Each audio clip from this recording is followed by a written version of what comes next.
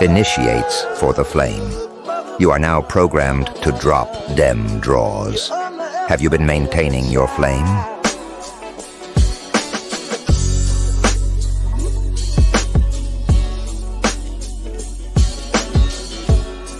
You underestimated your child.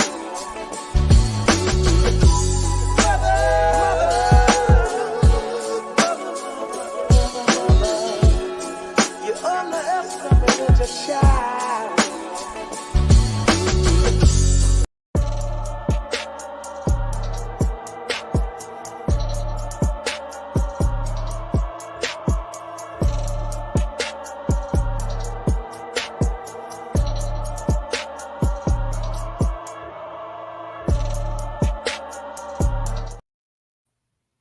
Peace to the tribe, peace to the collective. You already know what it is. It's the initiates for the flame, initiates of the flame, or for simpler terms, just the initiates. I'm the hood mystic here with my boy AD, Sacred Serpent, and Jabri.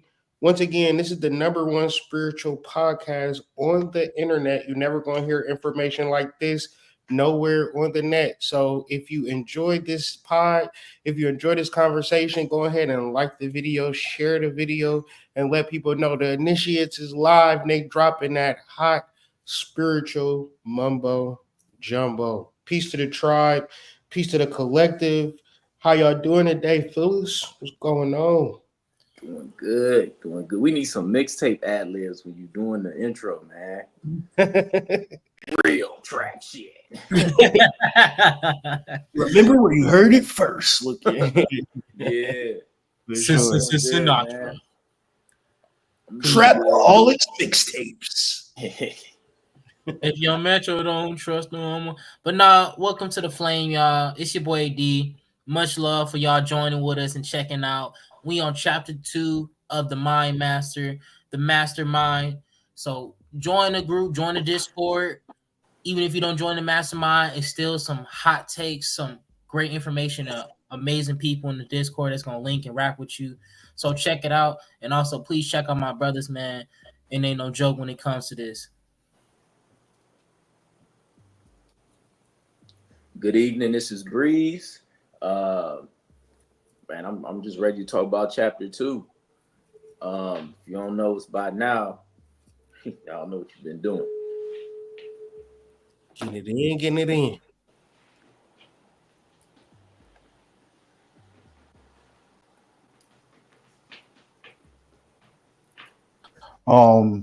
Yeah, we ready to get back to it. This is week 2. I'm excited, and let's see what your mastermind has for you. All right. Well, for those that don't know, we have a Discord channel. So if you want to take part in these videos, take parts in these conversations to get caught up, join the Discord, join the Discord, join the Discord. And once you're in the Discord, look for the sub channel called the Masterminds. You get a free week trial to join, but every week we're dealing with this spiritual information. Every week we're keeping track of what we want to attend, being accountable, being on a collective basis, and also saying, which we'll talk about later in the episode. So make sure you stay tuned for that. How have you been fucking up? Where have you been messing up at? And if you have been messing up, how can we right that shit? So with all this being said, AD is going to be leading this conversation as we deal with chapter 2 of the Mastermind. And this chapter is called The Mind Master. It could be confusing, so we just laying it out there. But I'm going to mute my mic and let AD deal. We're going to go through one page and then open the floor to the panel, talk about it, go to the next page, so forth and so on. So with all that being said, AD, you got the mic, bruh. And one thing before I get off, make sure you like this video, share this video, subscribe to the channels if you have not subscribed already. You heard, big bro. So let's go ahead and jump into this. Last Sunday, we went over the Mastermind for the first chapter, really just getting into this information, just understanding what the broad is. So if you didn't get the chance to see that, go check out the video. It's going to be a link down below, and I'm pretty sure it's going to be in our recents. So the mind master, unveiling the inner authority. Within the depths of our consciousness lies a powerful force. It governs our thoughts, emotions, actions. This enigmatic entity, the mind master, shapes our reality, right? So let's jump into the first page, right? So I feel like when it comes to mastery or any concept, we need to understand the basis of it, because we can always run around and yell, yeah, mastermind, mind master. Yeah, I'm a master my mind, but it's like we got to break it down to subtle things. And first thing is the dominion, right? Mastery implies control over a dominion, a domain. It suggests a hierarchical relationship between the master and the subordinate. So when we're talking about this concept of mind master, we should already know who's the master and who's the subordinate. So, gentlemen, like who's the master and what should be the subordinate when it comes to mastery of the mind?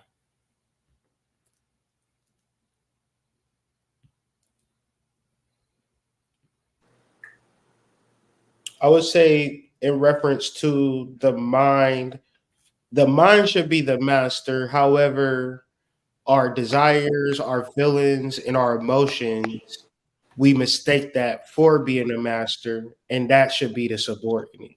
How we feel about shit, what we thinking about shit, what we want to do. That should come second to the mind because the mind is all. Hmm. Let's say you breathe, serpent. In reference to chapter 2, he spoke about the ego being a master over basically like sense consciousness, your senses. And basically, pointing out the fact that you can operate outside of how you feeling. Your feelings don't necessarily dominate you unless you actually submit to them.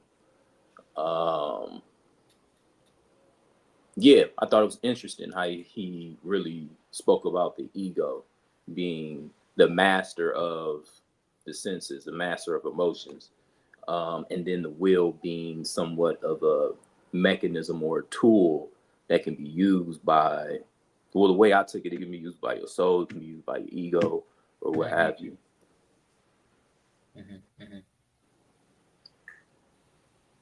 So a trained and concentrated mind can accomplish almost anything.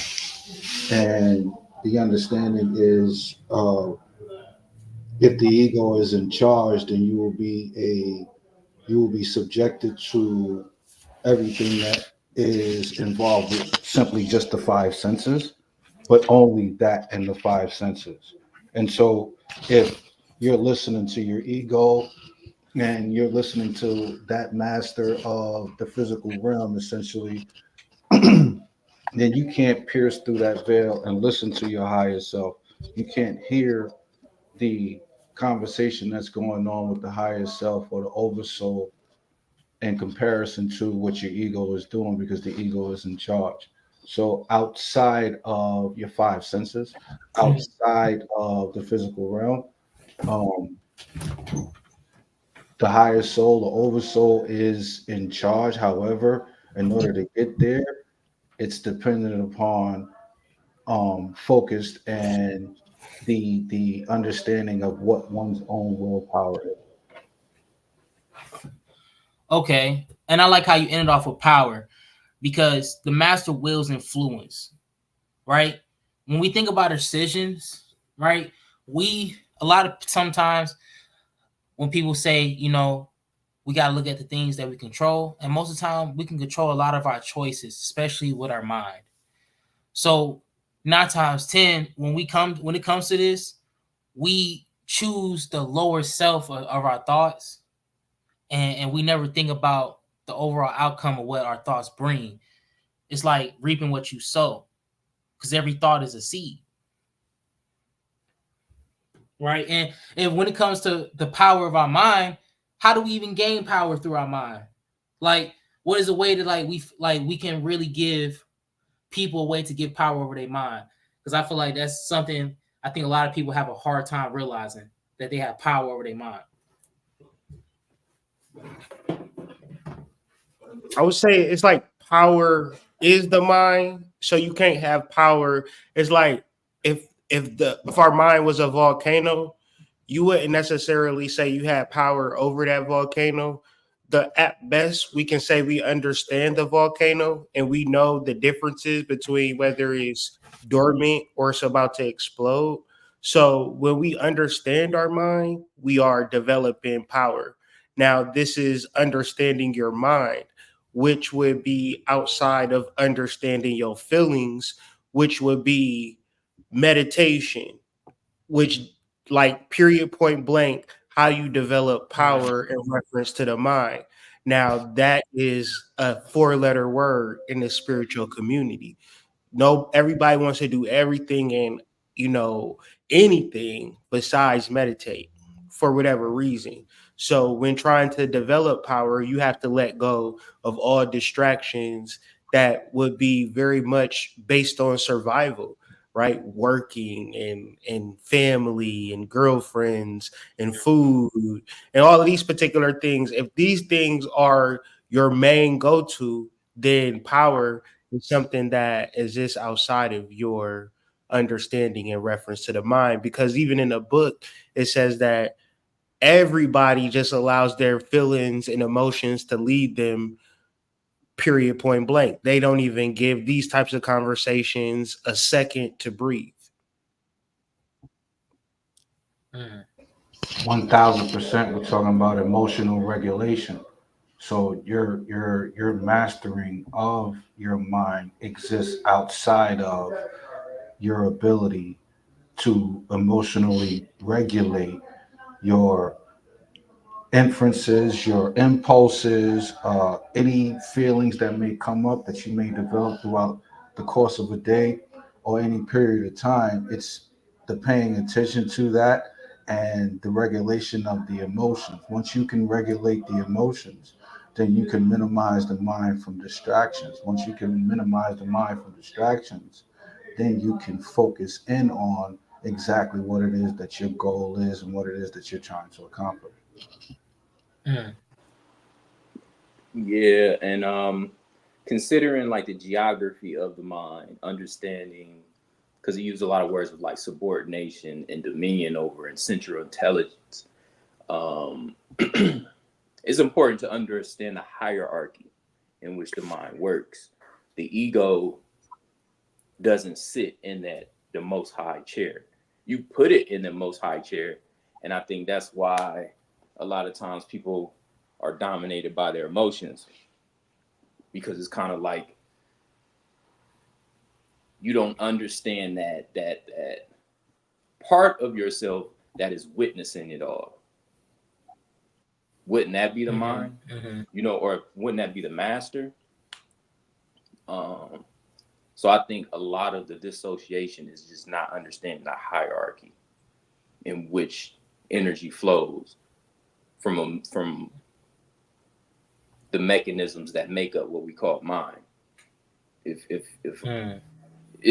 that's making sense, kind of just going off the top of my head with it.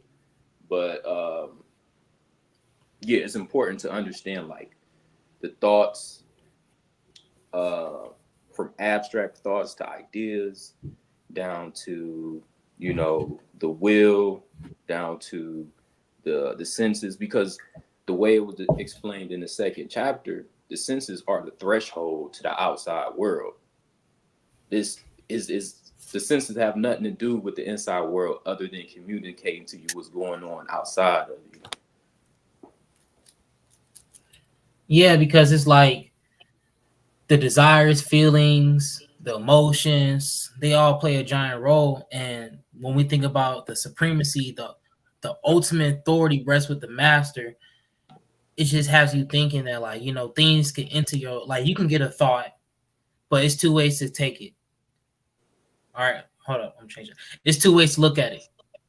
There's, you thinking that this is my thought, or you observing the things that passes through your mind, and you choosing to accept that and hold on through it for the rest of the day.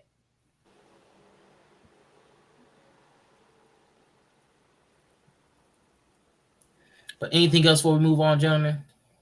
Yeah, I just like reiterating that part that Jabri made. Like, you mind giving like a slight elaboration on that last part where you said the consciousness or the sense consciousness has no awareness of the internal? Because I think that was big. Yeah. So basically, it's that threshold between the inner consciousness, or I'll say the spiritual consciousness, as opposed to the sense consciousness. The sense consciousness is like it's literally your antennas, your feelers. You get what I'm saying? And it's how you interact with the outside world. You don't use your feelings and emotions to interact with the inside world. Um, it gives you information from the outside world so that you can process it internally. But the five senses doesn't have any dominion over the soul, over even the ego and the personality, in which you identify yourself as. Um, you know, I would go as far as saying like the five senses are tools as well, and then the will is like a tool that sits above those five senses, because it's almost like the will determines what senses you act on. Because you can be hungry but just choose not to eat. You could be horny but just choose, to go for a walk in the park. You know, and what sits above the will is the ego, and then from the ego, that's where you're getting deeper inside of self, where you're dealing with like your higher self, you're dealing with your true self, you're dealing with your soul, you're dealing with the spirit. Um, if that like elucidates it a little bit. Yeah, and then from that point, it's when you say it like that, it makes it easier to create a landscape. It's easier to do architecture. Mm-hmm, Right? Because mm-hmm. now I know what's the purpose of building roads. Right, you know the terrain now. Yeah. Yeah. Ashe. Anything you got to say, Serpent, before we move on, Brody? I think these brothers said it best.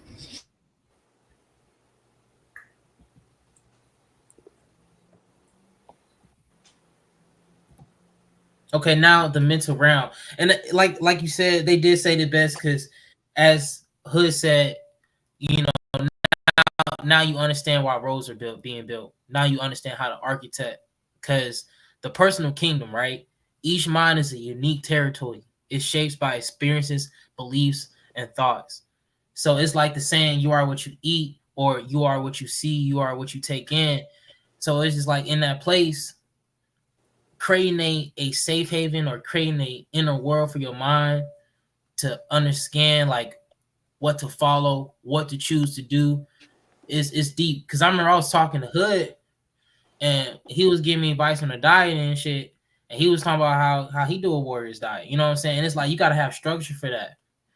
You got to understand what you want to do, because it's like I feel like when it comes to even building a kingdom, or you ask a person, oh, what is your, how do you build your life? A lot of people will just say, I don't know. I'm just saving my money. So it's like when it comes to building our personal kingdom, where do we start at? Or how can we start? Because it's like the inner landscape, is that pavement to the road. So basically, like when I'm asking, like, gentlemen, it's like, how can we start for that personal kingdom? Because it's easy to say, like, oh, get a journal and write this, but it's like 9 times 10, a lot of people have a hard time really knowing what to do for them.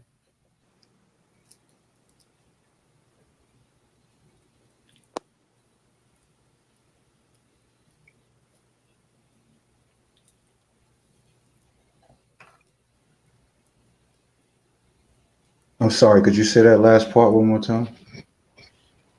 Yeah, I had basically asked is like, how can we help people build and start a path to building a personal kingdom? Because a lot of people like have a hard time with this part, like creating that mental realm. It's like we just set a goal and just be like, okay. I think first you got to start somewhere, and I think the first thing that was said was meditating. I think that's where you can literally be consciousness and witness your emotions, witness your feelings, witness your thoughts. And I would say you branch out from there. It's kind of like the West African saying Sankofa, where it's not taboo to go back and get something that you've forgotten. So in this sense, you forgot your true identity, your soul. You know what I mean? That part of you that existed beyond and between all the past lives you ever had. You know, and you know, so I'm saying Sankofa is meditating, is going back. You have to almost deconstruct. You So know, you're at least saying, that's the idea. so I get what you're saying. So you're saying to start somewhere is first literally by going within your mind. Like that's the first place to start. Yeah, Okay. just like getting reacquainted with it. You know what I mean? Right. Like yeah, Like what's the main thing you constantly seeing when you meditate? Like what's distracting you? yeah, Where's yeah, your yeah, mind yeah, yeah, driven towards to? yeah. Because usually, if you don't know what to journal about, just sit in your meditation and just let thoughts, feelings, emotions, experiences pop up, jot them down, so you can, you know, journal about them at some point. That's how I would start. You know, and I mean, honestly, I still do that shit. Because Yeah. sometimes it's just like, I don't know what to do, but just sit for a second. That shit will come up. Yeah, I would probably have to say something similar along those lines. I think it has to begin with personal inventory. And when I say personal inventory, I think you have to take notes on your emotions and your feelings, where you're at that particular point when you're taking notes on your emotions and your feelings, understanding why you have certain emotions and certain feelings, and then understanding the difference between listening to your ego voice and listening to your higher voice. The only difference that I can point out to anyone else is that the higher self voice is unwavering, and it is conventional to the point where you would understand it, but it does not waver. It does not falter. It does not have back and forths. It doesn't change its mind. It's one way and one way only. The difference between that and your ego voice will change with the weather. Your ego voice will change with whatever feelings you have at that particular moment, or whatever it is that you're dealing with, whatever it is that you're going through. So I would say taking personal inventory is first. I would say then after personal inventory, understanding um, your body and your mind when it comes to meditation. And then after you can get to a point where you understand those things, then doing it consciously, consistently, and getting that repetition down to a point where it's not even a thought anymore, that you just go into meditation and communicating with your higher self. Because honestly, it's the conversations that are being had about meditation that prevents people from actually even delving into it. Because 9 times out of 10, you want to know if you're doing it right. But that's not you that wants to know if you're doing it right. That's your ego. Your ego is the only thing that's going to question what it is that's going on. So, like when you take that personal inventory and then you understand exactly each component of the being and then each and every component of the self, then you can derive from the information that you get from that and apply it, make it applicable to the goal at hand or the task at hand. If you can't understand the components that exist within the being, then understanding and trying to master the being is irrelevant. Mm. I like that, family, because that really goes into the cognitive empire, the mental realm, and spans or not. Because it's like as you collecting things and you realize what you want to build, and you understand, once you have a vision for your kingdom, right? You know you have to walk the land and really start like picking up things now, because you like might have this vision. Like, let's say someone told you go to Antarctica, or they told you go to this place, right? And let's say like if you just went to this place, you'll just go there and be like, man, what the fuck is here? Do, right? But let's say like you went to this place and you had to figure out how to get there. Then you went on this journey, you went across this. It's like once you get to this place after you did the journey, did the work, learned some things, sat down, had some food, checked out some places, you're gonna get to that end goal and go be like, okay, here we need this over here, we got that. Because it's like sometimes we see an empty land, but our mind is so filled up with things that we can't see the land. We see all these things on the land and be like, I don't see nothing here. But I bet if you clean your mind, go inside an empty room, you'll be in that mud like, nah, low key, change this painting. We finna throw the drapes up right here. We finna get this right there. Hey man, I ain't gonna lie, we could build an in-floor jacuzzi. It can open up, go back to being a floor. But sometimes we have so many things to like prevent us to foreseeing that to really get the downloads. And it's like, damn, it's like that sound cool. When really you have like a full-blown mind of ideas that you can act on. Peace. My fault. My laptop had died. But in reference to the conversation, in the past year, I've been actually going to this place called the mental realm in real life.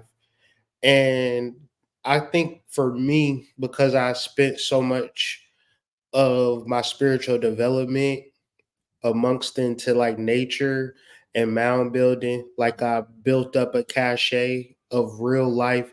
You know how they say everything you see, your subconscious mind records. So me, I'm just like an animal for real. I'm just in nature a lot of times, right?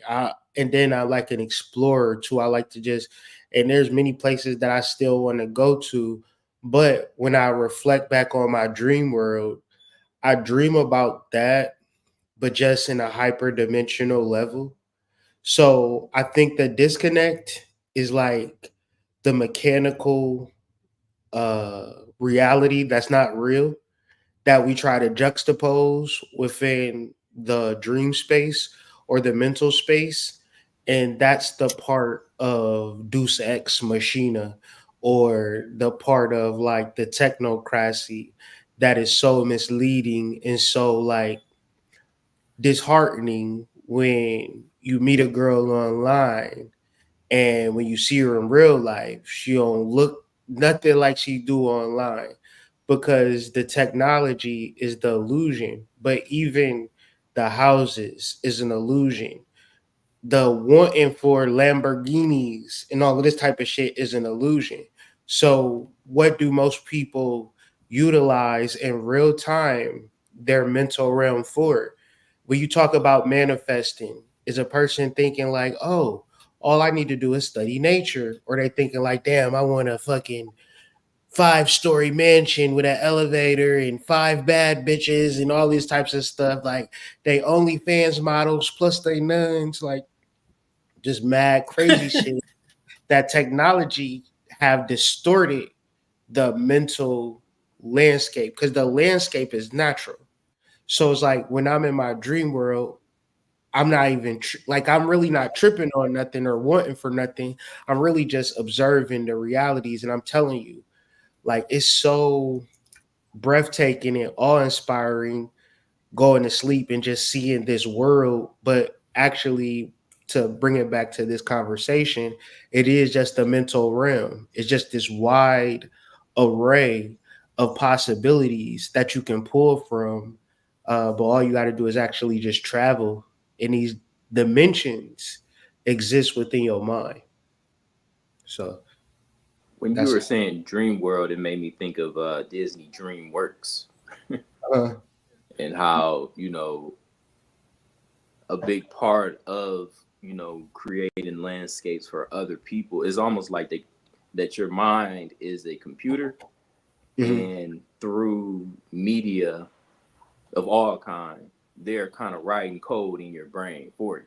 For you. You know, because you're not meditating, you're not actually being an authority or being mentally, intellectually independent to a certain extent. You know, yeah, it just made me think of that because nobody is above examination. You know, even if you agree with everything that person's saying, still, you know, examine what's being said for your mind's sake. You know, don't just let some new hot shit just hit you in the head and you just calling everybody like, you got to get on this shit. Research it, you know, think about it, contemplate on it. What was that? And I'm telling you, NFTs, bro, NFTs. We got to get on NFTs. Man, yeah. NFT people going crazy about it. And it's so funny that you say that because it's a word for that. And I was about to say it, but you like conceptualized it in a real time event. It's called fear of missing out or FOMO. FOMO, yeah. Yeah. And when you have that, you enter into a paradigm that's called sociosexual. And sociosexual is broken down into two domains, attention and desire, right? Or no, I'm sorry, attitude and desire. So when you are sociosexual, you only look at people as sexual objects. And the goal is to simply have sex with as many people as you possibly can. And a lot of people have this desire. A lot of men have this desire. A lot of times they can't execute it, right? And then men become jealous at the women. You know why? Because they can execute a social sexual desire, right? But even deeper, the attitude is I want to get married with kids. I want to have a family. But the attitude and the desire don't actually create succinctness within the being. So imagine all of the mental disorders that a person has to contend with when their desire and their attitude are not in alignment, which brings us back to, you know, just having an understanding of the mind in the first place. Mm-hmm.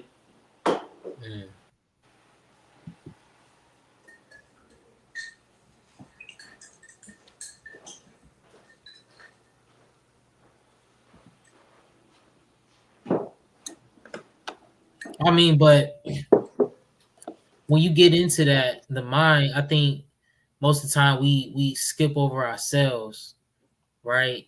Like, and what I mean by that, for like, I try to get on some type of rant.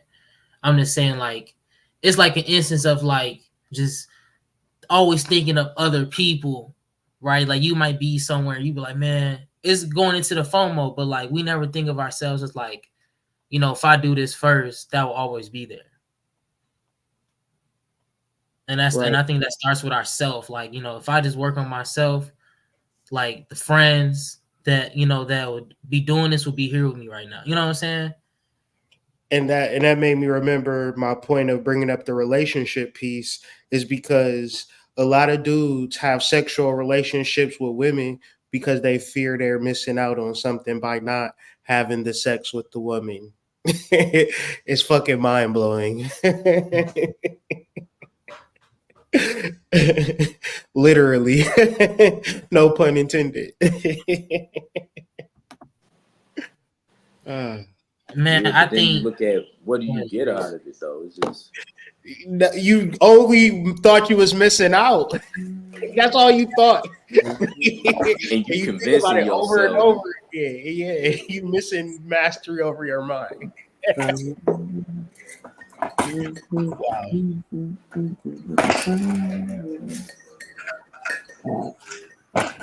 yeah, you know, and that's the central authority of it.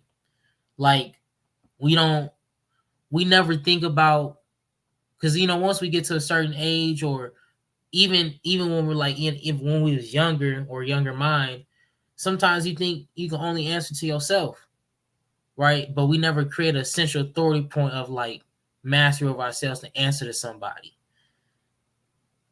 right? Like we don't make out like do's and don'ts, this and that. Like I'm on this side and I'm dying about this shit. Like we don't have. I think most of the time we don't have that when it comes to sovereign self and creating an inner basis of mental direction.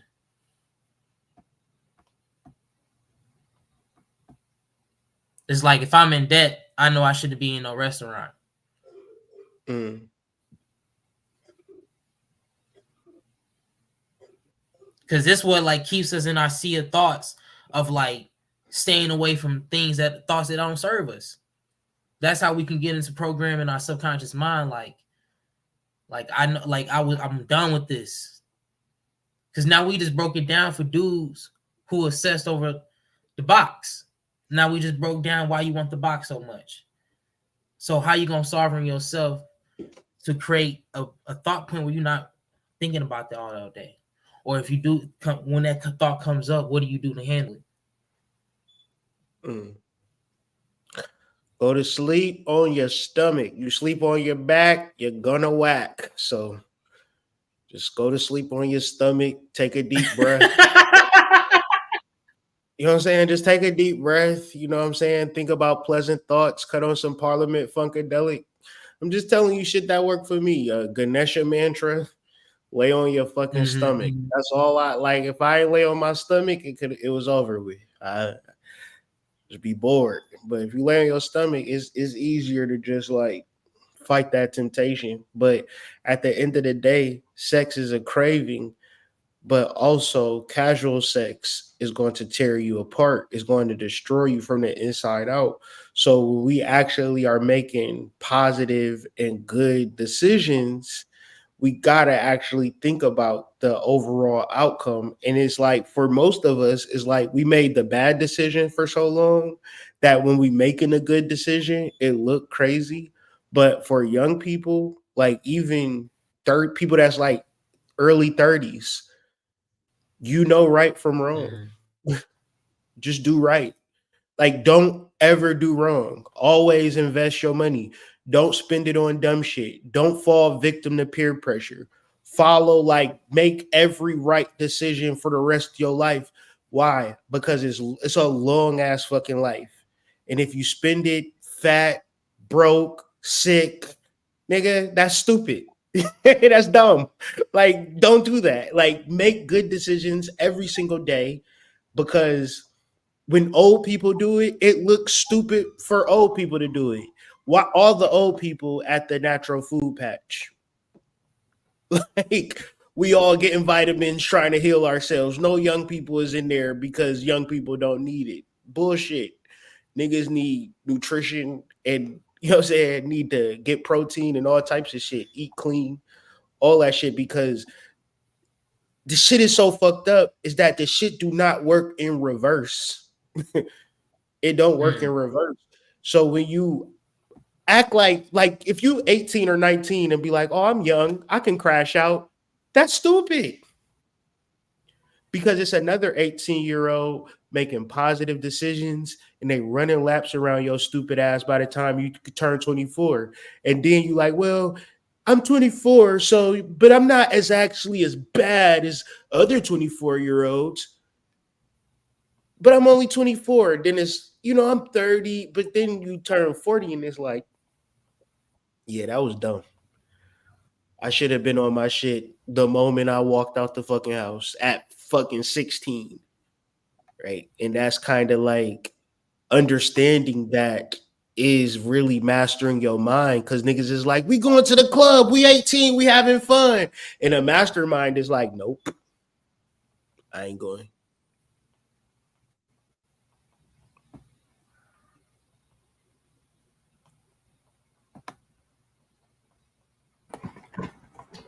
Yeah, I say a lot of it has to do with impulse control and the lack thereof. You know, you understanding these things are cravings and these things they come and they go, but they never really go away. You ever met a craving that you actually fulfilled? Because I don't think there's ever been a craving that has ever been fulfilled. Like the definition of it is exactly what it is. You're going to continue to crave and crave and crave. Yeah, I wish I did all of this shit all over again. From the beginning, yeah, I wish I started at 16, 17, not 44. Shit is wild, son.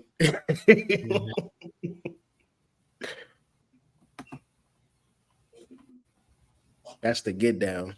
Niggas ain't going to tell, especially black people. They gonna be like, "Yo, just have fun, man. You in your 20s. Oh, you got it." Like, dog, that's dumb. That dumb shit, that YOLO shit, right? You Yeah, only live once. What the fuck? yeah. Yeah, no. In that thought That's like process, some physical man. sovereignty. Go ahead. And I was gonna say, yeah, right there, like, cause that's like physical man versus spiritual man. Like a physical man just gonna be like, yeah, you only live once, enjoy while you can. Shit, goofy. Because all they really saying is, yeah, live in your senses, man. Be emotional. Nah, you Enjoy gotta be your on some. emotions. Nah, you gotta follow your inner guide. No, What is bro. steering your ship? Spend your money. Have fun, man. Buy a donkey.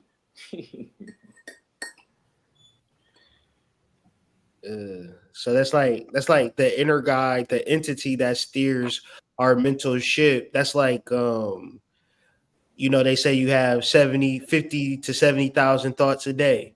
So at any one, that thought can send you down a rabbit hole upon another rabbit hole. Thus, you would need an inner guide. If your thoughts is just water, your inner guide is your canoe that's going to lead you to point A to point B, which is necessary in this world, especially with these cellular phones that will distract you. Nigga, I bet you don't even take a shit without your phone. You be like, damn, I gotta go. But you be looking for that goddamn phone before you get there. Bro, Like, that's the key. Can you go use the bathroom without without your your phone. phone? That's a challenge right there. Man, I be seeing, real man. masterminds Sometimes got a bathroom. Real masterminds got a book in the bathroom. Type shit. sometimes, like when I'm going to use the bathroom in a public space, I'll see dudes taking a piss at the urinal but holding a phone. Treacherous. I'm like, man, you What? get robbed in this bitch, man. Treacherous. Like you just zoned out, bro. Like That's almost as bad as seeing a nigga with a bonnet on. You but can't no, wait. You pissing. You at the urinal with your phone is just nasty work. Let's just put that out there. Like you can't keep that man. motherfucker That's in your dangerous. Yeah, there's no way in hell that you have decent fucking hygiene, bro. If you got the phone in your hand at the fucking stall, there's no way in hell you got decent hygiene. Because I know you ain't never cleaned that fucking phone. So Yeah. guess what? You just carrying around fucking fungi, nigga. Like, get the fuck out of here. Dirty. Ay. Dirty. These phones make it hard for That shit motherfuckers to work. actually navigate though. Like it is like to tap into intuition is a very difficult thing in reference to the phones because they are very provocative. Mm-hmm. And I think the phones take the place of something within the mind, Mhm. and it occupies that, Mhm. and maybe it's the ego. Maybe technology is helping to lead the ego into a space that it doesn't belong, because I mean, yeah, you can 1000%. use technology for entertainment, but it's the main function of it is tantra. It's to help. It's to enlighten. So yeah, man. Yeah.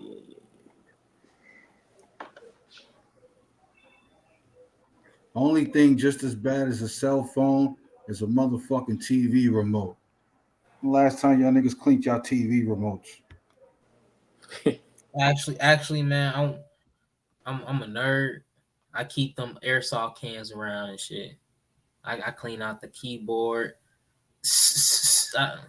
Yeah, I got the typewriter cleaner and the electronic wipes. Yeah, man, can't go. Even when I go to work, I wipe down my the keypad. Can't go. I remember one time I seen somebody desk. They be like, "Yeah, don't touch that." Da da da. I'm like, "Why?" Well, if you can see all that white stuff, that's dead skin. They don't clean off their keyboard. Damn. Hey,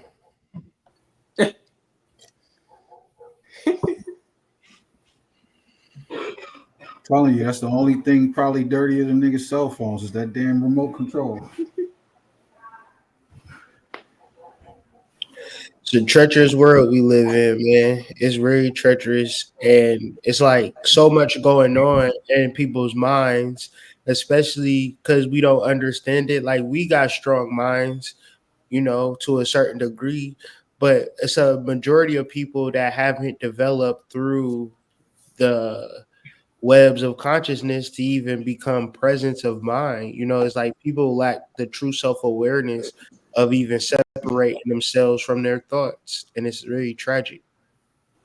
Mm. Yeah, it's you gotta understand that because I have to learn this too, right? And that's why we have this group because we're all learning it in a deeper way. But it's really understanding what we allowing for our minds to see because our like earlier was said, our subconscious mind records everything. So it's just like you gotta be really wary about what you're really allowing in your mind and how many times you really in your phone in the news feed. It's like imagine if you fixate on one thing and that one thing pours into other things because you've taken care of the thing that is the central authority of it. I just feel like just protecting that is really sacred.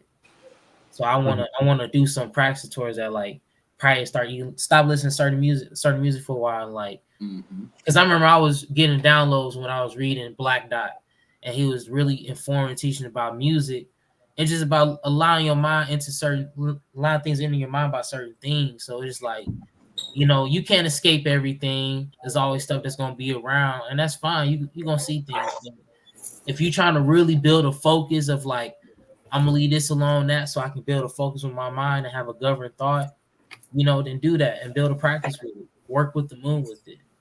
You know what I'm saying? It could be something really powerful for you. A great experience you can create.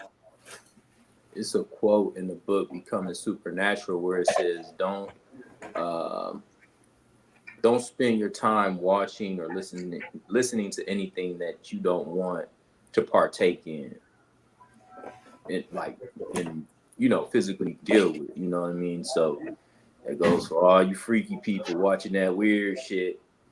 Knowing damn well if you was in that room, you'll probably faint or cry or something. You know what I mean? Or even really violent shit. Yeah, cold case files and shit like that. Yeah. Mm. Listen, all you doing is listening to mafioso rap. You're not even building together, man. That kind He of said, "You stuff. niggas really ain't hefe, man. Chill out." Yeah, really, you need to be listening to some Nora Jones. That's how you really is. But I think once again it's the fear of missing out, and you just put yourself in places to just be hit by some type of experience.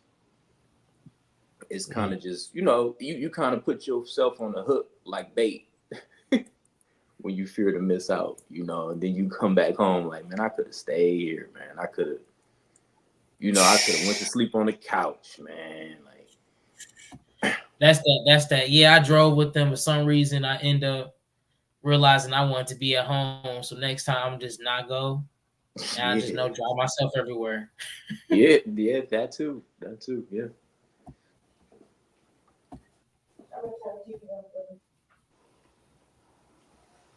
All right. Anything else before we move on, gentlemen?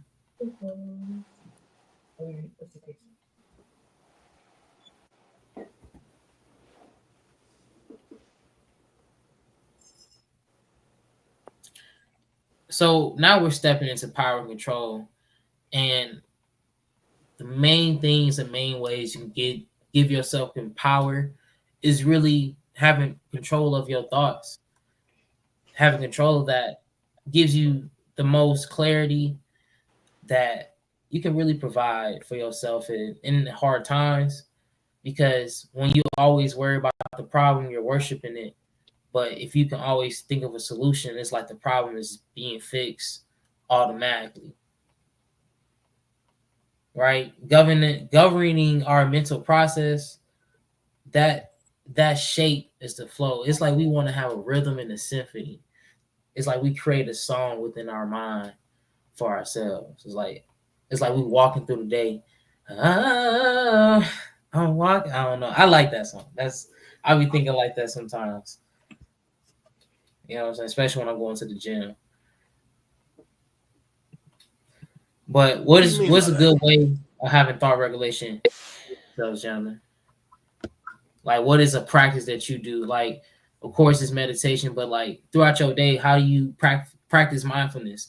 Do you have a schedule? Do you have an alarm? I mean, it's for me, it's boundaries because I'm very empathetic to people that's like around me. Mm-hmm. So I have a natural flow. You know what I mean? This is very natural, but I'm also very family centered. Like I don't find joy in being by myself. Like I've done that, been there, done that type shit. So for me, is understanding boundaries and allowing me to do my thing, right? That would allow the flow to occur. Because what I notice is that when I'm by myself, I'm more creative. But if I'm by myself, I'm very much of like apathetic. And I'm very more driven with people around me. But I also kind of need to like have that personal space. And so for me, it's just learning boundaries, which allowed me to regulate my thoughts kind of naturally, synchronistically.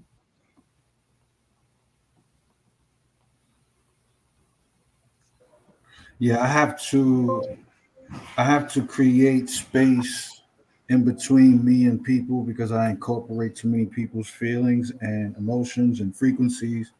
And the issue that I find challenge with being a introvert and an empath is that those two things don't necessarily correlate with one another. So like I have to create atmospheres for both of them to be able to flourish. So I'm more creative when I'm alone, but I'm more passionate when I'm with others. So I think it's a balance, you know. For me, I have to create space to decompress. I have to also put myself into spaces with others where others um, actually inspire to a certain extent. So like, yeah, it's a balance, but I have to create the space to decompress, but I also have to have the space to be around others.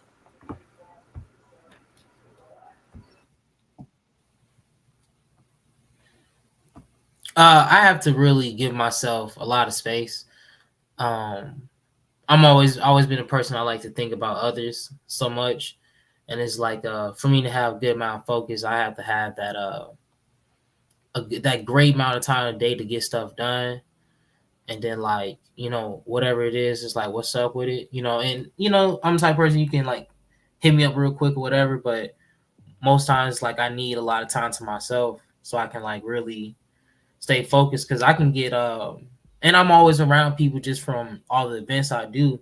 So it's like I try to always have it somewhat business related because I always want to stay around people because I know how it is to be by yourself and thinking that you got it.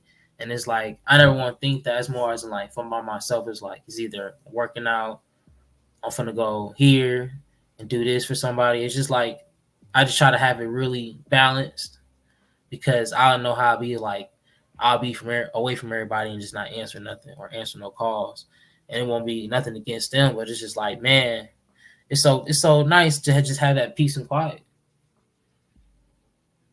You know what I'm saying? That's I feel like in some people that's easier to be by yourself. Some people are like man, it's boring.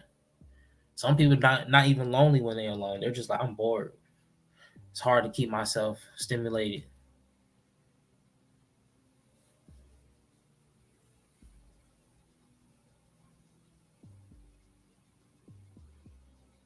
because it's like when you surround yourself with certain people, you want to have, right, the people you want around you, are they adding value to your life?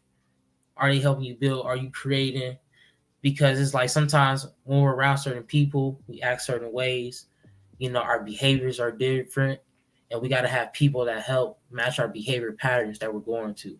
Because it's like the thoughts, the emotional management, yeah, we could do that on our own, but like sometimes it's like we around others, and it's like, you know, sometimes we want to be comedian. It's like, you know, yeah, that's cool, but it's like, what do y'all do and get done with each other? Because there's always gonna be time for jokes, but it's like, what are y'all using your time for the most? Well, it makes me think about a couple of things. One thing we learned about in the Discord, make sure y'all join the Discord, join the Discord, join the Discord. There's a link in the description or hit the QR code. What y'all see is a conversation that supremacists have put on there about the law of equivalent of form, which in a very simple is much broader than this, but basically when the point of human growth is to be more like God, right? So, in the understanding of God, God is very selfless, very knowledgeable, so forth and so on. And so, what does that look like for us to get to that God-like level is to manage our emotions, right? Because when we manage our emotions, we open up so many doorways within ourselves in reference to who we truly are that our emotions just don't allow. And the second thing that it brings up is like dealing with children and homeschooling and being a parent that has to like bring my son into order or bring my sons into order. And once like learning and really like reminding myself, because I'm gonna figure tomorrow, I can't fight fire with fire. Like if he turned up and I'm turned up, it's just going to explode on top of explode on top of explode. So, in reference to that, if somebody else is turned up and I want to have a solution, I have to first remember, like, I have to be in my present mind. I have to calm down. I have to be aware. And then from that point, then present my whatever, like it just handling the situation more effectively than I'm gonna beat your ass type shit or I'm gonna whoop you if you don't shut up or some shit like that, as opposed to like really coming up with a real life solution that don't end with a threat type shit. But it's just learning this. But then that's growth because God doesn't want to just be his children. He would rather teach his children a lesson, have his children understand and observe the lesson and never constantly make that same mistake again and just live upright. But as a father, you have to really learn that. And for me, it's just back to what Supremacist said, remembering that God is the reason why I must grow as a teacher, as a father, as everything that I am, I must grow in that aspect because that's God like.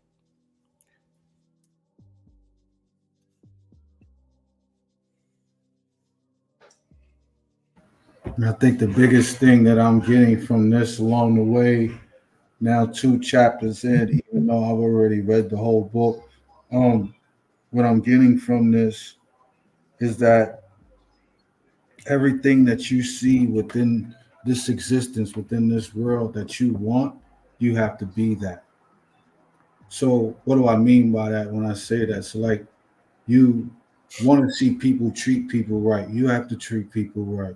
You want to be treated or acknowledged or noticed for particular things that you're doing, you need to do the same thing for others.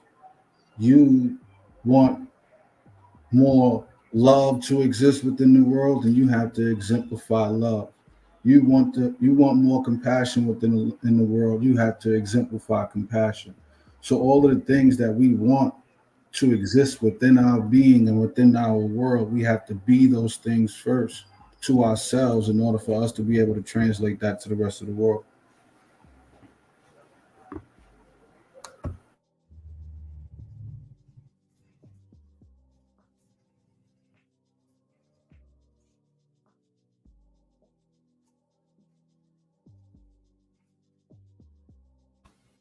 Didn't know my mic is muted.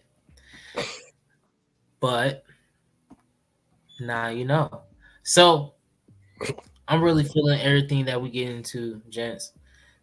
And now I really want to introduce the individual mental kingdom. Right? So each person's mental kingdom is distinct. It's shaped by personal experience and genetic predispositions, right? Unique topography. Dynamic order. Thank you. Thank you. I just botched it. Topography, yeah. You know, I went to public school. You know what I'm saying? But yeah, dynamic borders. The kingdom's boundaries are fluid. They expand and contract with personal growth and challenges. Hidden treasures. Unexplored regions have whole potential. The mind master can uncover latent abilities and insights. Right? But my thing is, with all this being said,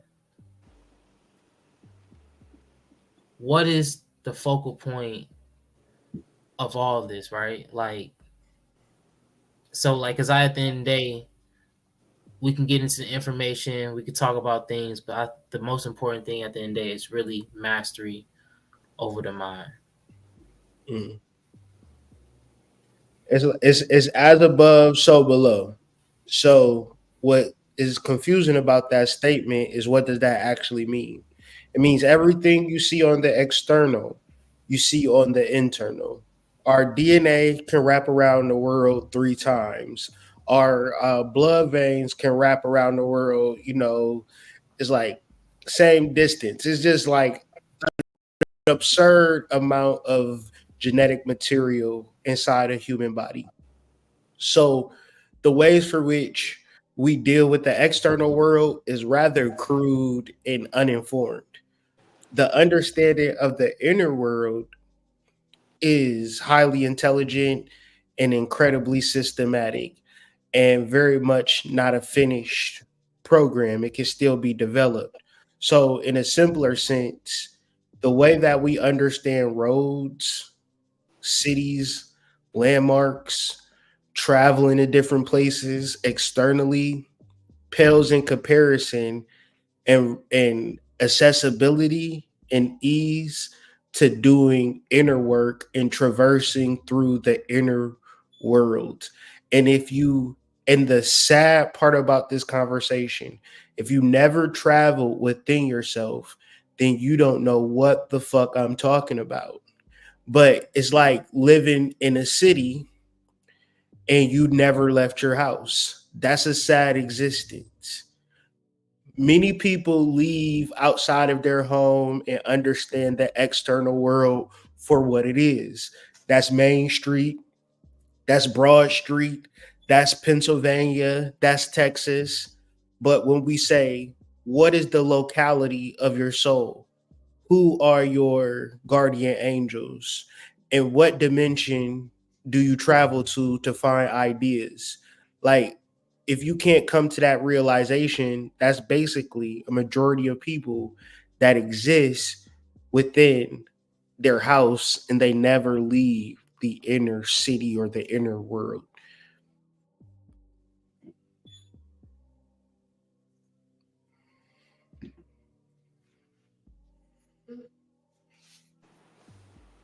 Yeah, it's like it's just a large part of your mind that you're just not using, you know. Um, and it ain't even it's not even your subconscious mind, but you so grossly removed from your inner world that you think that your consciousness, or better yet your spirit, everything is just like subconscious, and you look at your ego as your consciousness, and once again, that's not how things are set up. You really putting your ego in the seat of the soul and trying to make it work. um yeah, that's just what that makes me think of. It's like it's all willy-nilly concepts, right? Can be just thrown around. But that's like saying, I want to go to Chicago tomorrow. And then nigga just like, bro, just get in your car and just randomly drive places. You'll get there in no time. I just know you will. Like, you make zero sense.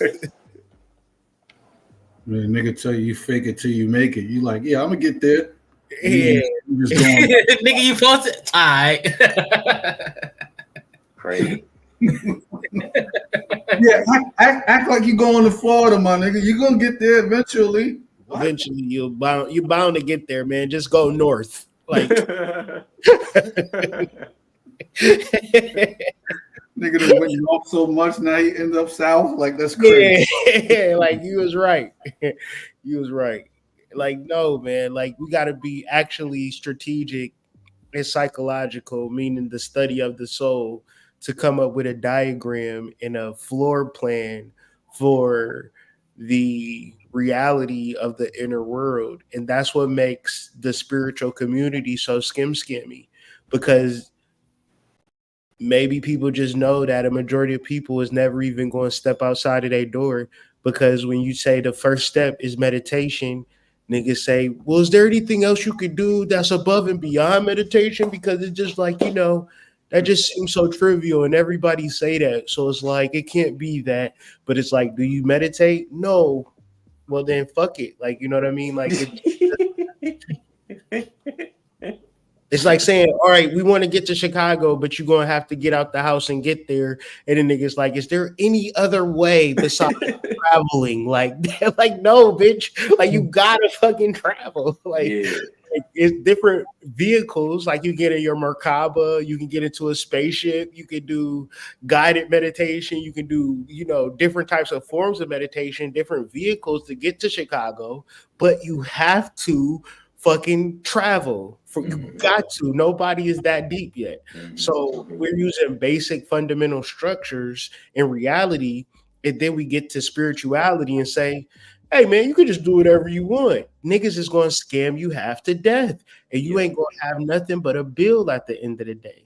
Yep. Because it is actual parameters and structures that represent the mind and your gateway to spiritual knowledge.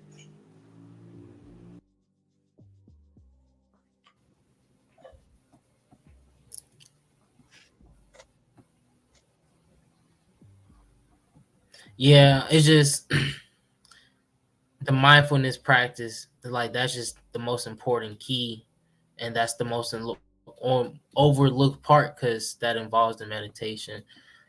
So it's just like, everybody telling you, it's like, oh, I want to do this, and it's like, shit, yeah, just go learn about it.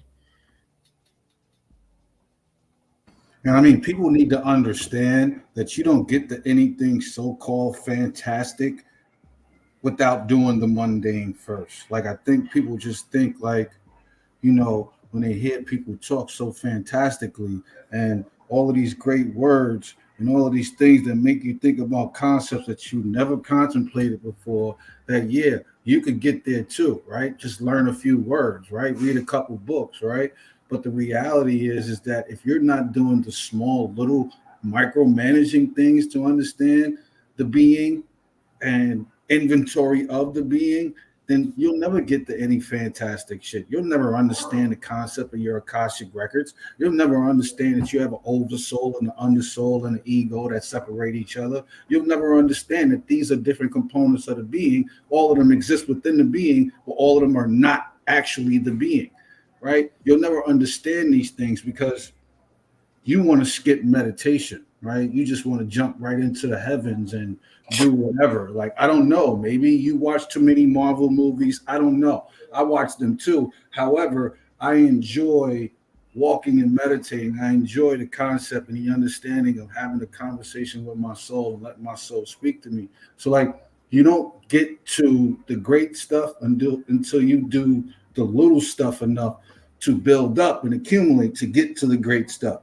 I think people just want to get to the ninth inning, right? And the game be over and they just won, right? And you get that fantastic shot, in the highlights. But this is not that. There are so many things that go into before you get to the highlight reel, right? And when you understand that, and then you understand that it is you that exactly is building the necessary highlight reel, then maybe people would understand that they need to take their time and understand exactly what it is that they're doing. But it's so normal for people to not know, right? It's so normal for people to not want to know. And so I think that part of it, and then when people play on people's naivete, when people play on people's unlikeliness to do their own investigation and research, like people play on that, especially people in the spiritual community. You need to know that all of these people standing in front of you talking are not for you, because if they were actually for you, instead of bringing stuff on TV just for you to click on and like, they would actually bring you some fucking solutions. They would actually bring you something tangible that you could use for yourself to thwart yourself away from the bullshit and to move yourself into your actual path. But people are not really into it for their actual path. People are into it because they have cravings, and people are addicted to their fucking cravings. Yeah, trying to like get to that end spot and not join the journey is like, see, you want, it's like you mentioned earlier, like you'll think like since you're young you can mess up and shit, right? But it's like it's not. What people are trying to tell you is like, if you're actually striving for and you're trying to do something and you're working on something, you messing up is kind of part of the goal. And it's not like you over here fucking off. It's like, yeah, you tried to get into this, but you probably didn't get accepted to it. That's fine. Keep working, young boy. Like, I heard that so many times, like doing, sports and stuff. You probably want to be that guy, but I promise you, when let's say you skip and now you're that guy, all those responsibilities of that guy is going to come to you, all the things he was in charge of, all the things he had to follow and do. See, starting from the scratch, you learning what you got to do, and you becoming that, and you owning it, and you building it. But if you just jumped up there first, you getting all this shit, and it's like, damn, like I don't know how to handle this. With the person that you was using all those spirits to become, they know how to handle it. Your higher self. Yeah, it make me think about Drake. Like, cause hip hop essentially is for poor black people to get out of the struggle. So anything outside of that is subject to attack. So at a certain point, he had like the longest run ever for a person outside of the paradigm of made it. Like he even had a song called Started from the Bottom. But essentially, he's gonna get attacked and he's never gonna get his just due because his circumstance. Because it's much more admirable in the hearts of men to respect somebody that have cultivated something from nothing. Another example, Bronny James. People don't like Bronny James. Bronny James just suffered cardiac arrest not, 2 years ago. So for him to even be out there playing basketball is a miracle. And with all that being said, people still hate him and have negative vitriol for him. But the reason why is because Bronny James didn't cultivate an image from the mud. So I'm talking about the hearts of men and the differentiation between why I know you can make it versus why looking at other people that have the image of making it is two different things, because everybody love an underdog at a subconscious level. And when you put yourself out there just from a normal, natural sense, niggas know you ain't LeBron James' son, right? But if you cultivate and attempt to ascend, emerge, and grow and be like God, through your everyday processes, right? Because a mastermind essentially isn't a nigga that's like, yeah, I keep crashing out. What can I do? It's like I'm doing everything that I can do not to crash out. I'm not giving up. I'm making good decisions. It's going to pan out for me.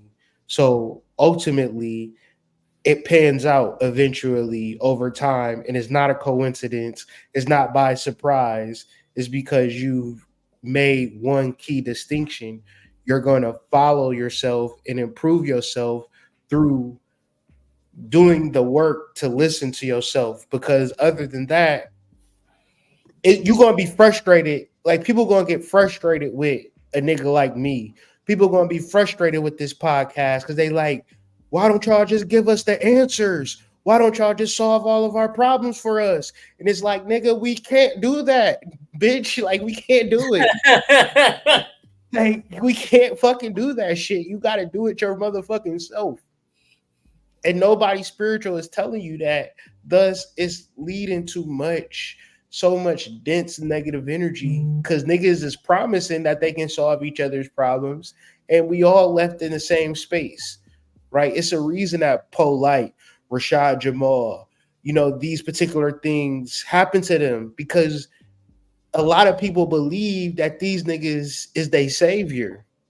At an energetic level, you gonna get crossed out.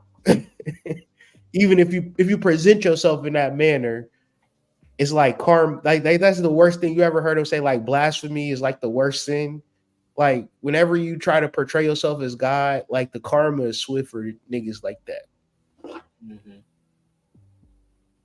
And you disrespecting your ancestors, bro. Like your ancestors look down and they see you following these fucking weirdos online, and they're like, "What the fuck, bro? Like, why are we even here? Like, we've been around for over 1 billion years, and you looking to this nigga on YouTube for answers? Like, that is so weird."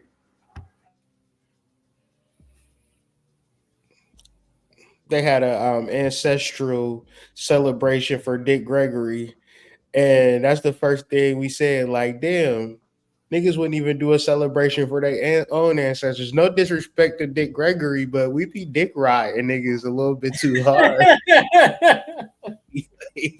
Like, it's weird how y'all got so much compassion for a nigga on TV that y'all never met before. But the nigga that's him. That's him. that live in a house with you, like, you can't stand the sight of this nigga. Like, that don't even make sense to me. Yeah. But that's him, bro. See, you just not seeing him for what he is, though. I'm telling you, man. Your homie be in your city doing the same thing that guy doing. You gonna look at the dude like, oh man, but bro, what he doing different, bro? You'll be like, you trying to be a rapper, and your homie see somebody else that got clout rapping. They gonna be like, what you gonna rap about? Like, that's what they ask you. They go, man, what you gonna say? Like, what life you live to rap something about? That's how you do it to you when you try to be up on here and you actually trying to like do your thing. People gonna be like, that's what they gonna say to you. So whatever you doing, whatever you working on, don't worry about that. Because after your hard work pays off, they're gonna be like, yeah, man, told you it was like that. You got that shit on. I promise you. These niggas is out here simping for likes and shit. The fuck? Yeah. And I would say, man, that way of thinking, man, that shit hold you back so long that like you can't even incorporate a hood nigga into your come up because that shit don't even matter. Nope.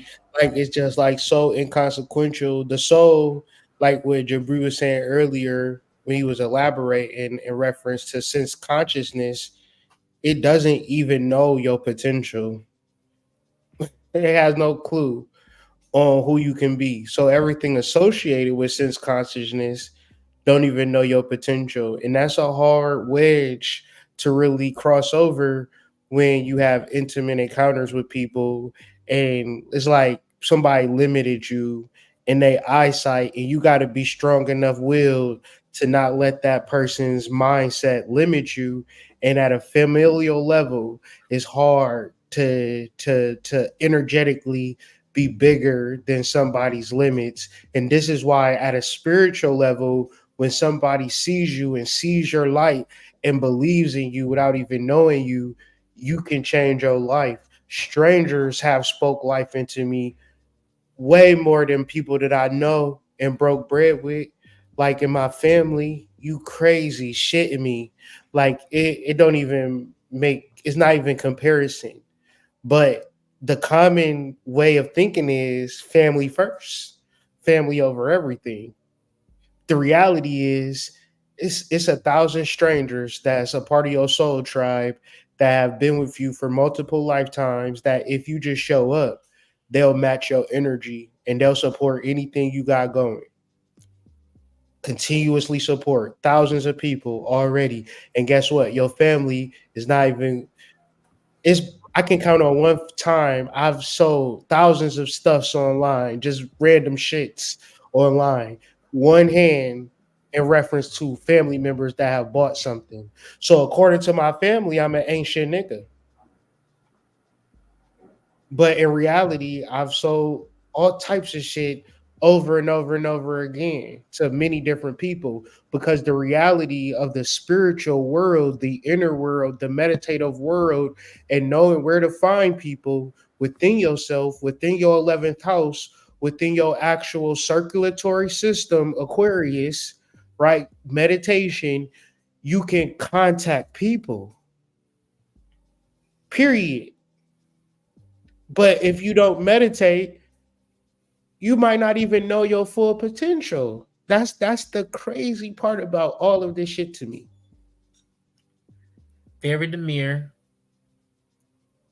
Yeah, it's like there's a, the way I like to view it is like there's like a paywall in between your ego, sense consciousness, and your higher self. You know, like there's a paywall, you know what I'm saying? And that the pay for you to get beyond that wall is the time spent in understanding and getting to know self. So like once you get past the paywall, then yeah, everything that exists within sense consciousness doesn't really matter to you. You know, yeah, it's there. Yeah, you have to acknowledge it from time to time, but you're living in within your higher self so much that the mundane stuff doesn't even bother you. Like you're able to do that shit without thinking and keep it pushing and get back to yourself. So it's like getting beyond that paywall is the biggest thing, because we actually think growing up that this sensory world is all that is. And then when you understand, like there's a whole entire universe within you that you haven't even scratched the surface on of understanding, yeah, yeah, that's where it gets fantastic to me. That's where it gets beautiful. Because the non-physical world precedes the physical world. The physical world is a shadow of the non-physical world. But we spend all of our time, we place our consciousness in the physical world, and the non-physical is just a wasteland. It's just like nothing's there, you know. And it's only nothing there because you never choose to go there. You know, I remember seeing a quote that there's places that you have never been that you already belong at. And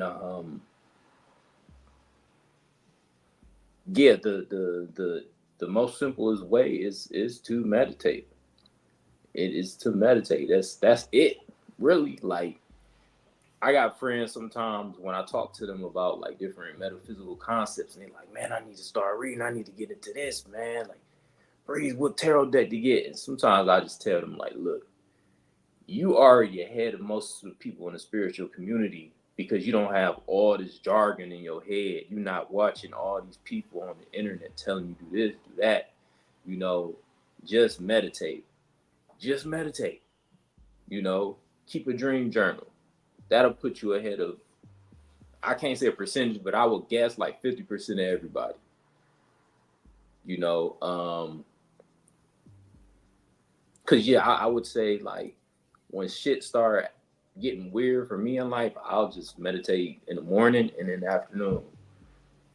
I'll just do it, not knowing exactly what I'm doing, but I just know after I do that for a good week, shit get back to a certain like stasis.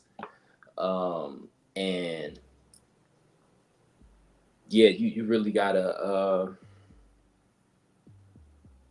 you gotta treat the physical body like an animal. It's like your pet. You know what I mean? You Like the a vessel. mastermind, and your physical body is the pet, and you have to be able to tell it no. You got to be able to discipline it. You got to be able to put it to sleep. You got to be able to calm it down. You know, because a lot of times people you literally just a rock wilder in the neighborhood that's just off the chain. You know, running up in people's houses, running in the middle of the street, eating out of garbage and shit. Anything all out going crazy like this. Yeah. Whereas this Rottweiler got plenty of food, he got a place to sleep. It ain't no other dog in his territory and stuff, but you just want to, just because that Rottweiler seen all the other dogs in his neighborhood, he want to do it. Because it feel like, well, shit, if they get to do it, I should be able to too. They able to. And I think that comparison to other people in your reality is very it holds you back, you know, because you may see, you know, people doing things that you feel that you know doesn't work for you, but you may look at them like, hey, such and such, you know, is able to be up all night, you know. Or for example, I got a friend who is a traveling nurse, and they smoke all through college. And I'm like, man, I should be able to do that shit too. It did not work for me. It did not work. I had to stop, you know, but I had to get over the fact, like, man, you know what I mean? We had the same upbringings. We even got the same moon sign and shit, and it didn't work for me. You know, I had to stop smoking weed, you know, while I was in college, at least during the school year. But this person, 3.8, you know what I mean? Like doing really well in life. But for me, I had to stop. And, you know, it would have been wrong for me to try to like internalize that idea. Like, this person no different from me. You know, I should be able to do it too, you know. And so much of the time, like even with seeing people kicking spiritual information, you may feel like, man, I should be able to do it too, you know. But I think you really have to be in sync with what's meant for you, you know, because while on the outside it looks like that for you because you're trying to convince yourself and your mind is trying to help you to support this theory that you got about the world, but you're gonna crash out and then you're gonna be mad at the world, looking up at the sky saying why God and dumb shit like that. But I just say all that to say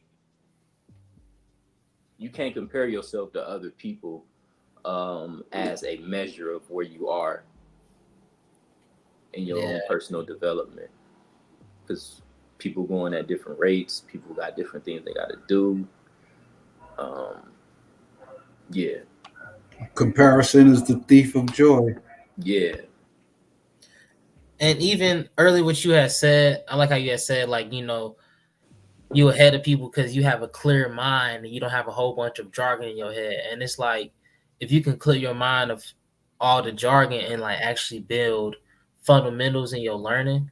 And what I mean by fundamentals and what fundamentals actually mean is foundation.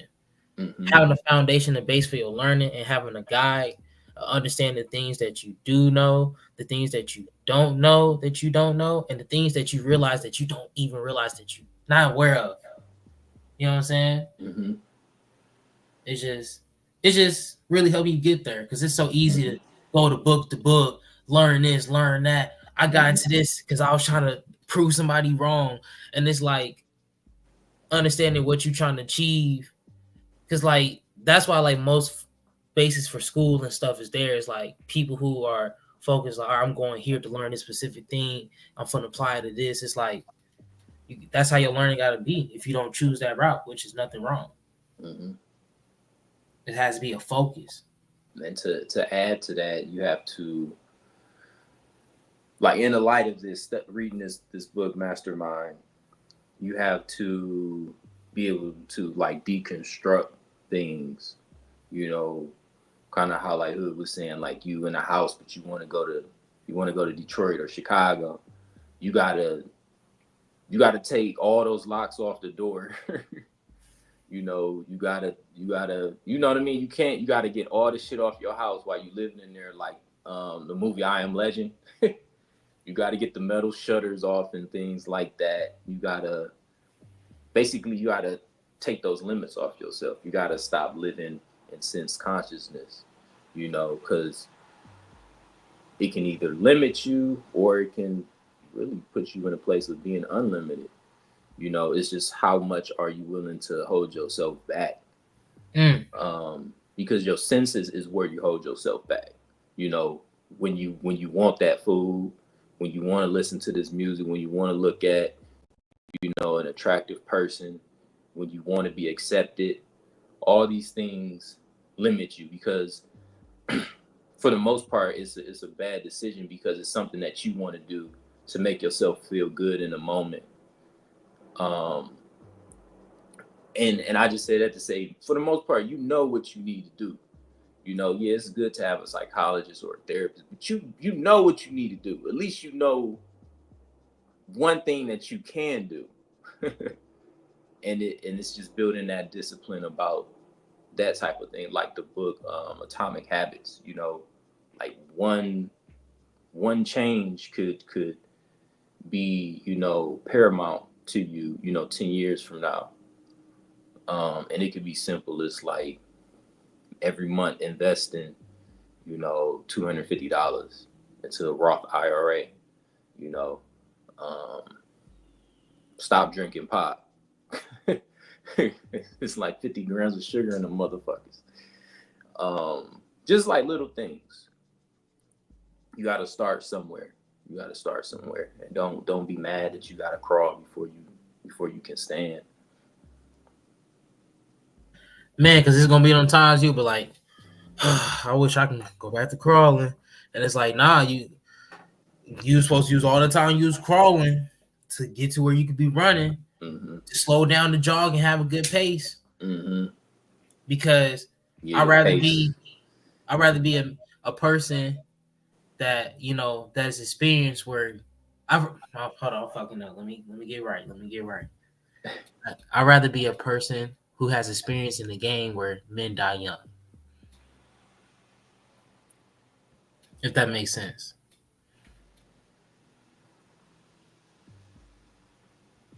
Expound, please. So it's so easy to like want to jump in the fire, want to jump in and do this shit and like jump in the game, right? Just jump in the woods, jump in the oceans and want to be a shark. But you gonna think you this big shark in this ocean when you run into sharks who been in the game longer than you, who had to crawl so long before they could have even walked, where they paved their way and really established themselves in this game. Like it's like they either a ghost or people really know them, and they got respect and they built that. So you're gonna be trying to bump heads with people that you're not even, you know, you don't even got that experience. And you trying to talk to them like that. It's not even saying they better than you. It's saying they put in the work. So you can't deny them. So trying to be, you know, just in the game and trying to hustle and do all this shit, but you a young wolf and you thinking you a big wolf and you not, it's gonna fuck you over. So I'm saying I'd rather be a person who has experience, who's learned, who knows not what to trifle with, instead of a person who just want to hurry up and get there. It's like Biker Boys. You know what I'm saying? He was trying to show his son, like, look, bro, like, it's levels to this, man. You just can't be out here doing this. You can't be hustling everybody that you racing.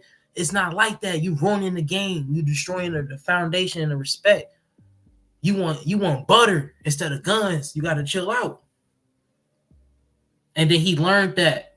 And then his pops had to learn that by letting him win. So it's just that little type of mindset and story with it. It's like, it's okay, like, going through the dirt and going through it. And everyone has their own form. Like, some people got a big house and they learned a different way, while some people have a smaller house and they learned a different way. You can't be over there like, well, nigga, your upbringing was this, so you had money coming into it. We didn't have this. And it's like, okay, so like, talk to your mom and daddy about that. Don't bring me in that conversation, because that's not my fault. People will try to do that to you and throw away your work, because you don't know what they parents telling them. You don't know if they got to pay stuff. You don't know if someone not even a certain position no more. You think they in another place. Oh, you still doing this? It's like, bro, I've been left that. Yeah, it's like playing spades. You're not about to have the whole party behind you telling you how to play your cards. You know, like you gotta play the cards that you was dealt. You gotta play them to the best of your ability. You know, you can't be mad at what somebody else got, and you can't psych yourself out of it. Like how you were saying, like, man, I just had a great upbringing. My parents loved me. They I graduated high school with money and I ain't in debt and all of this stuff. I mean, if that's your life, then make the most of it. Shit. Don't be thinking like you don't deserve to be successful or great. You know what I mean? Or even if you don't have those things, don't look at it like you're supposed to be unsuccessful or ungreat. You know, but I think that the biggest thing from this conversation is just understanding how to deconstruct what you gave consent to, on a psychological level. You got to go back into your mind and uproot a lot of shit that you might have allowed to just grow like weeds in your mind. It can be negative thoughts about yourself or the reality, things like that. Just negative thoughts to feeling like everybody out to get you, or no one cares about how you feel emotionally and stuff like that. These is like deep rooted emotions that you don't consult when you deal with the world, but you think from those ideas. You contemplate your reality and you associate yourself within your reality through these negative thoughts, these limiting negative lies that you tell yourself about your reality. And how did you get these negative ideas?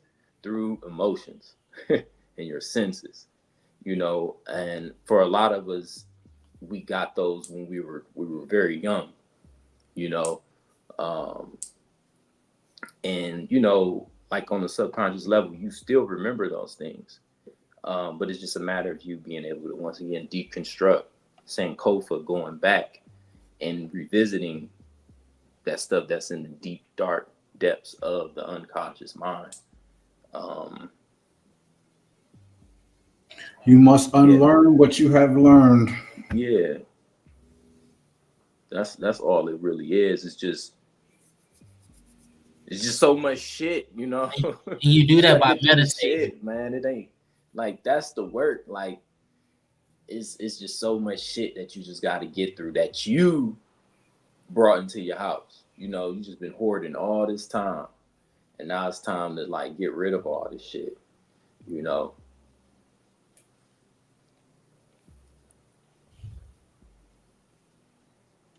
Facts.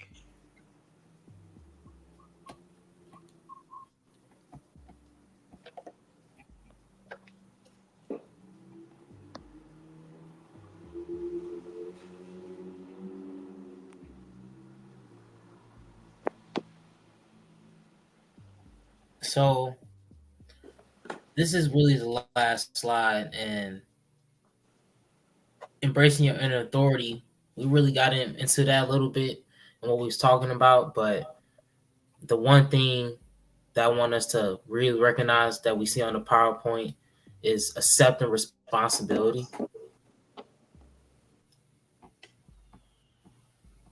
Like if you can own up to things that you have to get done, the things that you put yourself through, the mistakes that you know you caused, and you feel like I gotta fix this, or knowing that, I feel like accepting the responsibility is accepting that, all right, I'm gonna do the soul work and I'm gonna fix the things that's going on right now. That's why I had targeted that first, because that's how you give yourself authority. When you getting that stuff done, you really have some real confidence. Like, oh man, like I was low key going through this, but I fixed it, or I stopped doing that thing that was hurting me, and you get something different about yourself that no one can take away from you.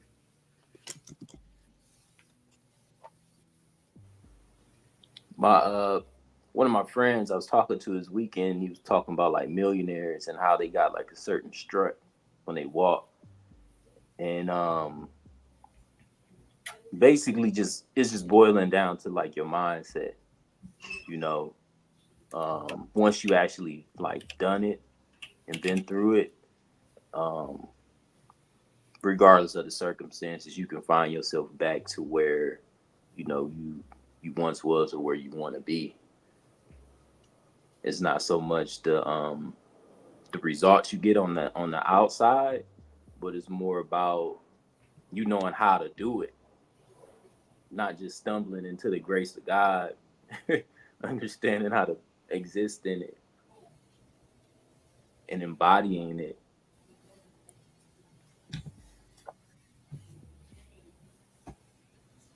Think like for me, when I hear the word authority, I always think about the etymology where it talks about author, and author is like someone that's writing a book, which ties into journaling, which ties into the last slide as one of the ways to create an authority is that you have to write it down. You have to make it that scripture like the Bible is the Bible because it's written down, it is authorized by an author, and we all have this ability to do so. And the creation of our lives really starts in the mode of our journal, in the mode of what we're writing, and that taps into the inner authority because what you are writing down is not what comes from sense consciousness. It comes from the inner intelligence. The thing that allows you to navigate through all thoughts is your mode of understanding how to live in the inner world a majority of the time through the modality of authorship, which is you become the authority of your own life because that's really the rub. If you was living on a $1 billion yacht, I wouldn't know. You know what I'm saying? It don't matter. Like, you know what I'm saying? You would just be another nigga with $1 billion yacht. But if you don't think that you can do it or you don't think you can be a millionaire and you have all of these negative dispositions, that's the opposite of authority. And in reference to spiritual development, it is this understanding of becoming an authority through a grimoire, a shadow journal, something, dream journal, something that represents that train of thought. Yeah, that shit fits perfectly. Because you introduced this, Hood Mystic introduced this to the community a few years ago when he told you that you are the book. So you put that together with 1/3 of everyone's life is lived and operated through their dreams. Mm. Most people don't journal or write about or translate the meanings of their dreams. So there is over 60% of information that probably doesn't get recognized or even acknowledged to a point where you, the being, actually knows exactly what it is that you're actually doing. So if you dream journal and you journaled your thoughts and your understandings and the things that go through your mind, as well as the things that you hope to accomplish, as well as the things that you hope to do going forward, you put all of that information together. You put all of that information together. That's a lot of information about you being the book and you being the author of said book.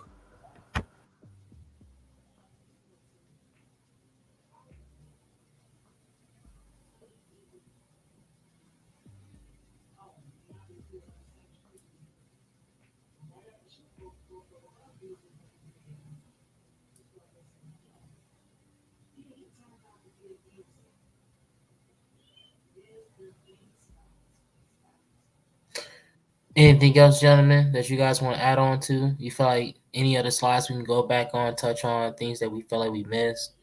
Any questions in the chat that anyone has about anything that we slide or anything we went over, or you feel like oh, y'all got into this so deep, can you go back on this aspect? I feel like we missed this, just whatever. Because I feel like this was a power presentation. I actually really like chapter 2. So I felt like it was like one of those building blocks that you needed. Like, oh, we need this piece for this to work.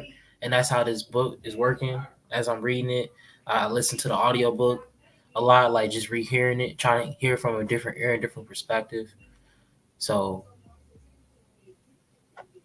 I think it's a eye opening kind of conversation, and it's rather challenging in trying to understand something that's happening all the time. However, like I said, if you never left the house, if you never, I mean, but it's not like you never have because you absolutely have. One's in the chat if when you sleep, you're traveling in some capacity, right? Where are you going? What is really happening? Right? How are you traveling in your dreams? And so you really have to start to wonder when you have your set day plan of where you're going, driving to work and stuff like that. Are you really traveling? Right? Because it will say, like, are you really traveling in your dreams? And it'll be like, no, I'm not actually traveling in my dreams, but I'm really traveling when I go to work. It's like, because the mind is very powerful. And to break down that wall is a very powerful thing. So to really do the work this week of traveling in your mind through the mode of meditation is actually where you want to go. Because actually, say if you want to find wealth, you have to travel to that place in your mind. Say you want to find love, just travel to that place in your mind. And it's like, how do I get there? It's all imagination, it's all mental strength, right? It's all flexibility to be strong minded and strong willed. Because then from that space, you will then be directed in the 3D physical. And then it's like, well, how did you manifest this 10-figure business? Because I found the 10-figure business within myself. Like I found the business within myself. And then I interpolated it in the physical world. It's very challenging stuff, but if utilized, it could be life changing and transformative.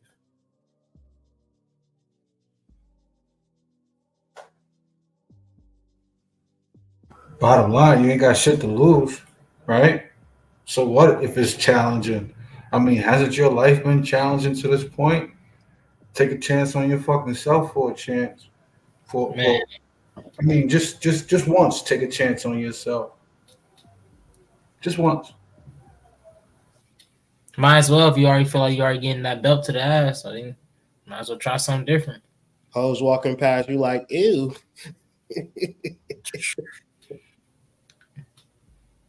You want them to walk past, they be like, "Oh my god, can I touch your waves?" If it's already ill, shit, I might as well, bathe in this ill. You dig me? Yeah. Travel to the place within your mind. What they say? What's the worst that she can say? Ew. So, ew, shit. I'd rather her say no Mine. thanks. Ew. Ew is just crazy. Ew. Yeah, I still rather her say ill than lie to me. I still rather her say ill than lie. That's real. But Nah. Lie to me a little bit. I ain't even gonna lie. I need that small little 10% of lie because certain truths I'm not ready to accept yet. This is part of my human development. God ain't finished with me. You got to tell me my cock is big. I'm gonna just throw that out there, or else I ain't gonna be able to move through this relationship. I'm just saying. I know it's a lie, but still, you got to say it though. We got to act. We got to create the delusion. You delusional about everything else. Like, don't stop at my cock. But anyways, just had to throw that in there. Yeah, but guys, please. It's a joke. You will be taking me serious. It's just jokes. I gotta laugh.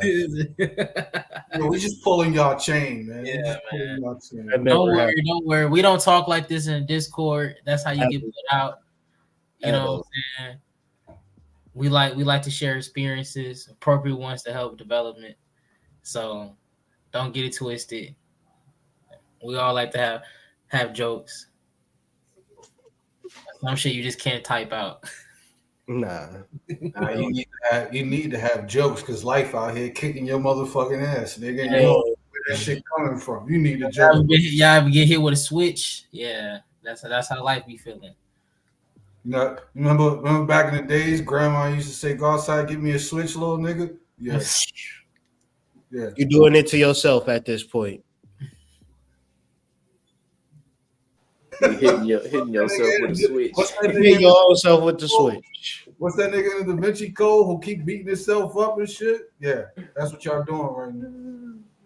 Yeah. So the overall thing that I would take from this though is really travel and understand the landscapes of your mind and create parameters in your mind that are specific landmarks that are like realities that you can then bring into the world, because the spiritual world is 10 times high def than the physical world. The physical world is just a place for manifestations to cycle through. This is Malkuth, right? But we can work through this actual mastermind through a Kabbalistic system of working things through Kether, Da'ath, Yasad, and then finally to Malkuth. Just a straight line, right? No left, right path, none of that bullshit. Just straight knowledge, spirituality, truth, and then having a sexual uh, discernment, and then finally manifesting it through reality. And this is a challenge, and this is a beginning of a challenge. This is week 2 of a 12-week journey, but at the same time, it gives us a greater ball field to play in as far, and it helps me with moving forward to really just find the place in my mind that is already have the solution encoded as I go to sleep, pay attention to my dreams, journal from my dreams, and then see where I'm at after that. Very little expectation, but more or less tied into the meditative and spiritual work this week for me. The expectations be kicking my ass. I'm gonna just put that out there. I Maybe say, I, I'm right there with you. I would like to be more understanding of the different components that exist within my dreams, and then I would like to hunker down more on refocusing my shadow work. Um, Need to understand certain things from the past that come up every now and again, and yeah, I would just like to be on top of that and understanding it.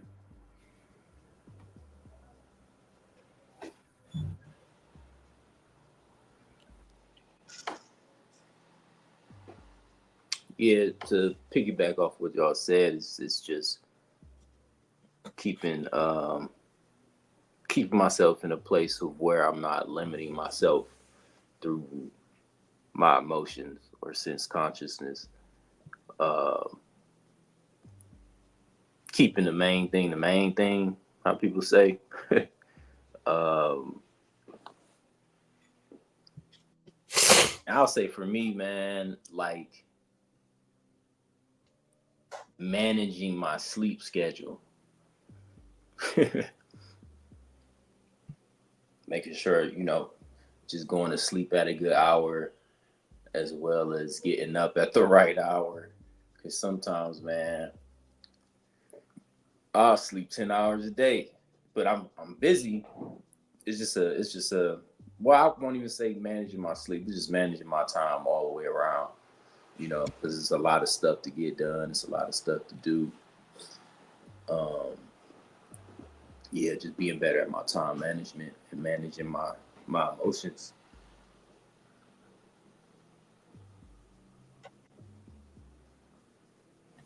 Ashe. Yeah, really just focusing on just the growth really help making the book explainable and just helping the Discord grow. Got some things done with that. So I just want to be able to expand more on it and just make plausible steps and have a guidebook for it instead of just trying to add a whole bunch of stuff. And you know what I'm saying? I want to add things that are resourceful, people enjoy, you know what I'm saying? Like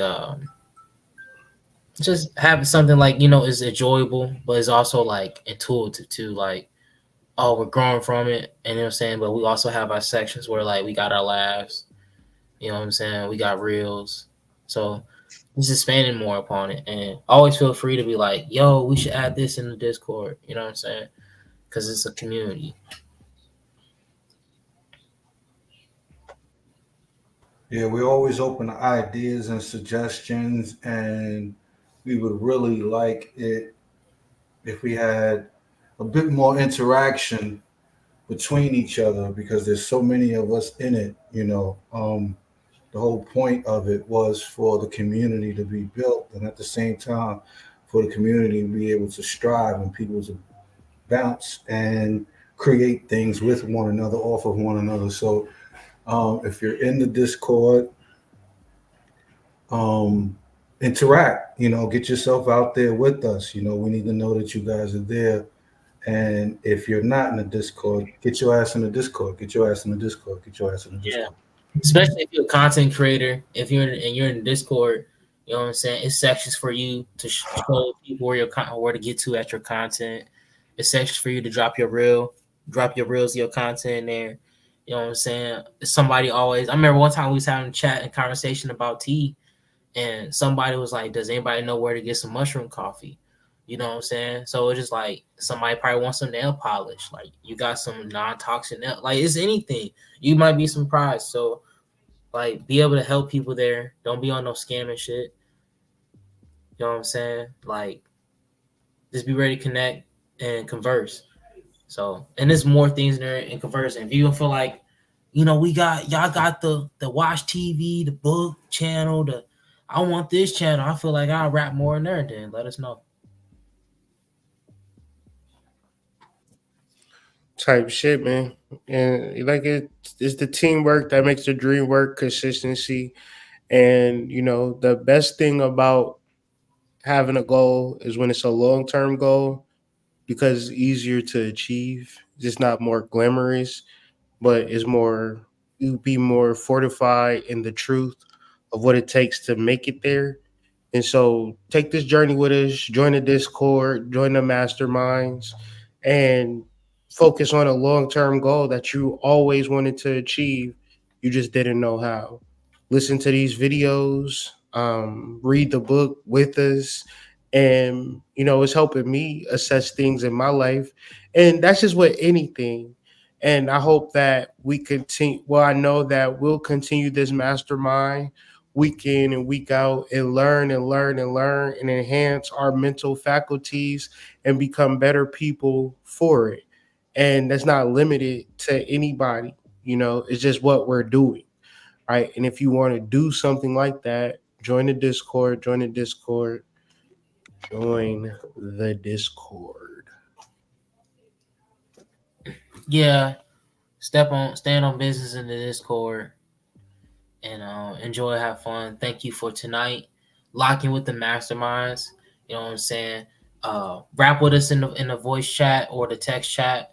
And you know what I'm saying? And let us know what you're trying to be accountable for. Let us know what you're trying to work on. And if you're here to build a mastermind, let us know. And so we can converse about the book, any questions. So yeah, thank you. Initiates for the flame. You are now programmed to drop dem draws. Have you been maintaining your flame?